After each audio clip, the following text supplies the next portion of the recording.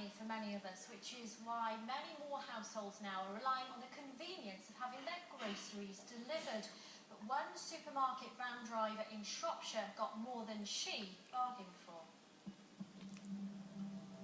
There was a lot of things shooting through my mind once he had his fingernails into my arm. Has he got a knife? Is he going to hurt me further? Is there anything else he's going to do to me? You start thinking, how am I going to get out of this?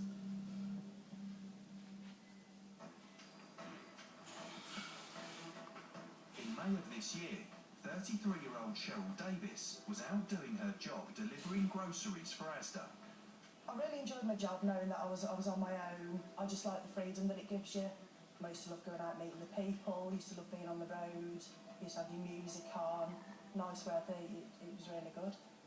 Never felt unsafe or that something was going to happen or anything. I just got on with my daily job, everything was fine. Cheryl was getting towards the end of her shift. It was late afternoon. I started doing the deliveries normal, everything was fine. Pulled up to Catterick Close, and then I delivered the shopping. She was about to encounter a very unwelcome customer. I went back to the van to double check again that everything was correct and secure, and that's when he approached me. He then asked me what was free. Me being me and my personality, I just turned around, laughed and said, "It's free, mate, you know, go away." He then grabbed hold of my arm and he said, "No, I'm asking you what is free."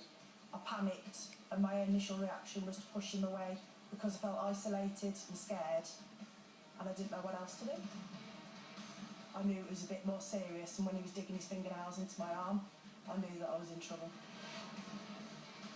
Cheryl fought back, but her assailant pushed her violently to the floor. As I fell, I think I hit my face because I had all scratches down my face. I think I caught them on the baskets. And then I banged my head and I got bruises on my legs and my back and stuff. But obviously, I proper hit my head and it took the wind out of me. But then I screamed and shouted, and he ran off. It's a callous, nasty attack, and we're very keen to catch this individual. If he's happy to attack a lone female worker in broad daylight, delivering, just going about her job and her business, then it does cause us some concerns. The attack has had a long-lasting effect.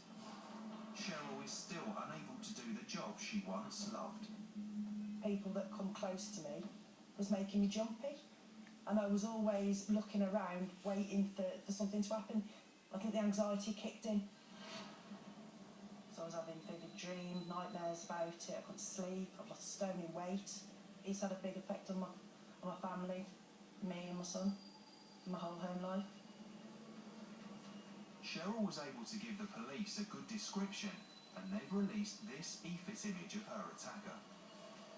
He was described by Cheryl as having a Telford accent and quite a distinctive baby face. I remember his hat, a New York Yankee baseball cap. Usually they have the peak folded over, but he'd made his straight for some reason. If Cheryl hadn't shouted out and screamed while she was lying on the floor in that van, he would undoubtedly have taken possession from that vehicle, so it's an attempt robbery offence. I feel angry, I still feel a bit scared. Most of all, I just feel deflated.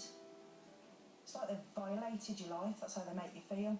That they've wrecked your life, they've taken over your life, and it'll play a big part forever for me, because it'll always be in your head and you'll always think back to when it happened.